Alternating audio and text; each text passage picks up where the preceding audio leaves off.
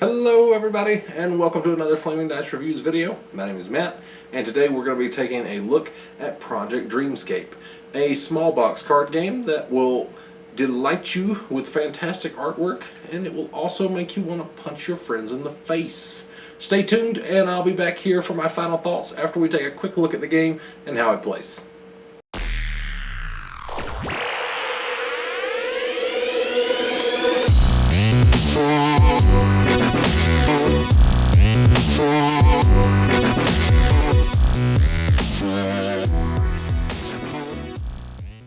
Now the first thing I want to do is take a look at what comes inside of Project Dreamscape, because for it to be a small box card game, there's actually a lot that comes in there.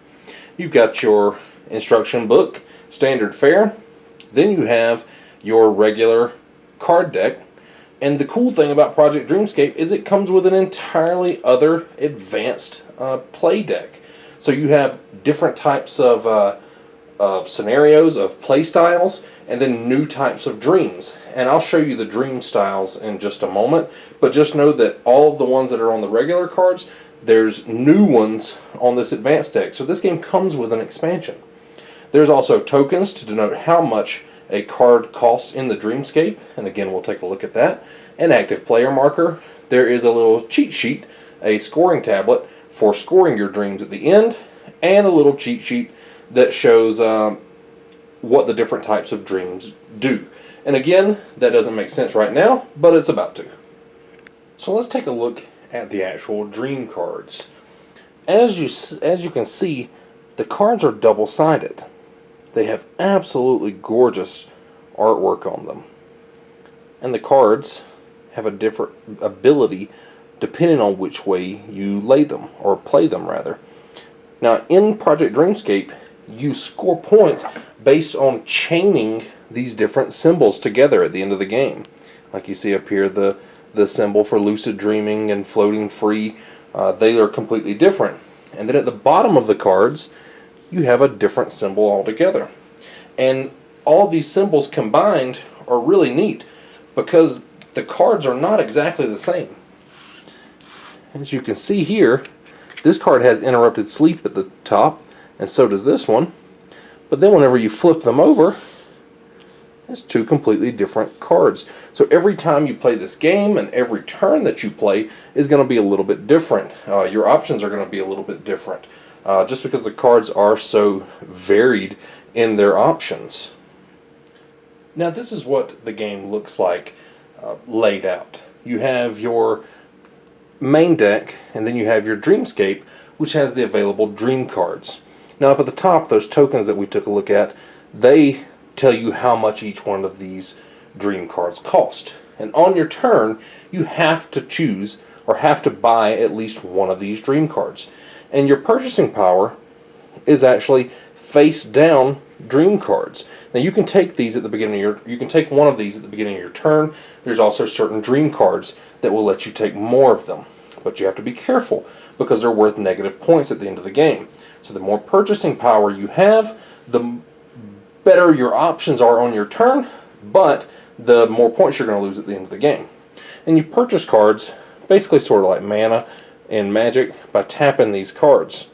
And when you do that, you get to purchase the available dream cards, or one of the available dream cards at a time at least.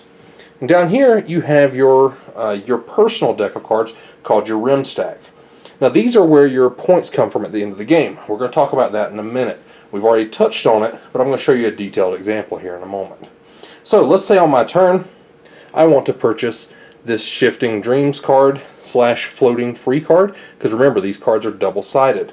And then I get to choose one of the abilities of that card. So what I'm going to do is I'm going to spend one Z card and purchase this card. Now, if you notice, I don't know if you can read it, but the Shifting Dreams portion of this card says I can rearrange cards in the Dreamscape. And the Floating Free says I can pull a dream card from your rim stack and play it on top. Okay, that's getting a little advanced, so let's stick with the Shifting Dreams. Let's rearrange the cards in the Dreamscape. So I have got two cards in a row now that have this symbol down here, the Floating Free.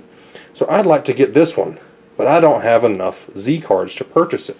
So using that Shifting Dreams ability, I'm going to move it down to number 1. Now I can spend another Z card and purchase it. And now my chain's getting longer and longer. And play continues in this manner.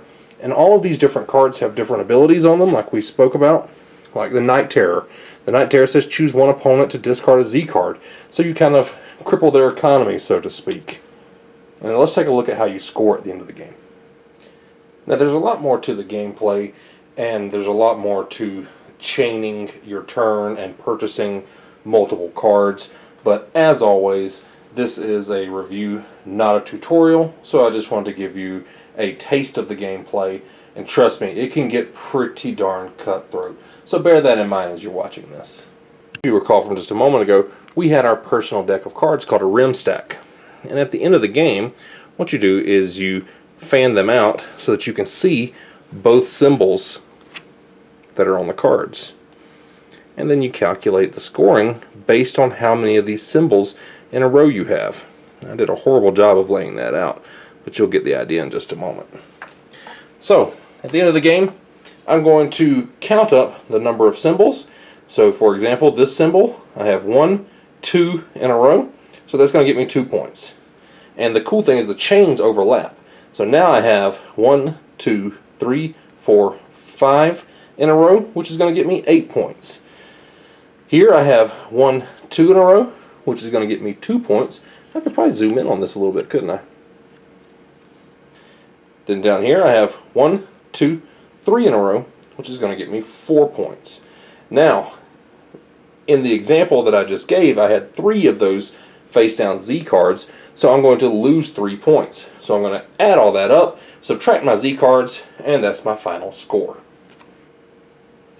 So because I like the artwork in this game so much, I thought I would just take a moment to show you some of the different cards.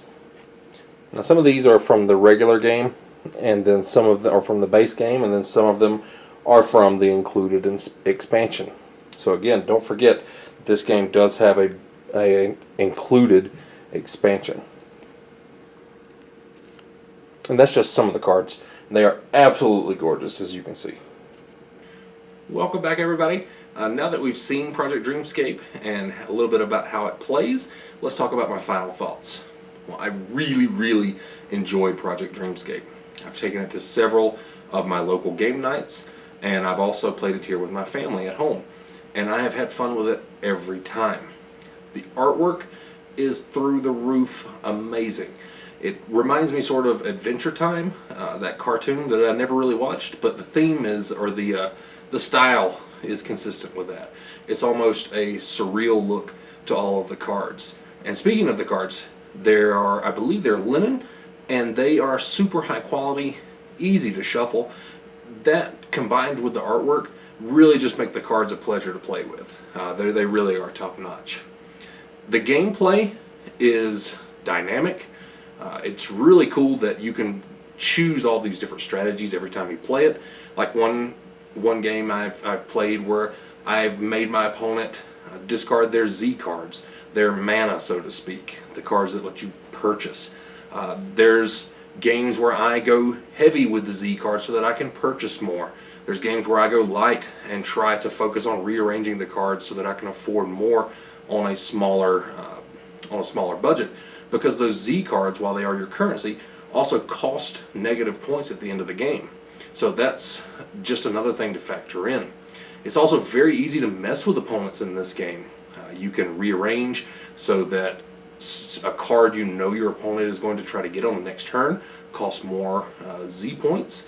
You can make your opponents discard their Z cards, their money. You can see what kind of chain your opponents are trying to build and hate draft them, so to speak, even though it's not really drafting. You can try to take those cards. You can use the abilities on the cards to flip them over so that they're no longer accessible to your opponents. There's a lot of messing with the other players in this game, and it makes it a lot of fun. Now, I think if you like small box games and you like card games, especially card games with beautiful artwork, I think you would really, really like this. It can be a little bit hard to find, but I'm going to put the designer's website on the screen right here. So take a look at that, pause the video if you need to, and go and check it out. It's definitely worth an order. I think you'd really enjoy it if you like this type of small box card game.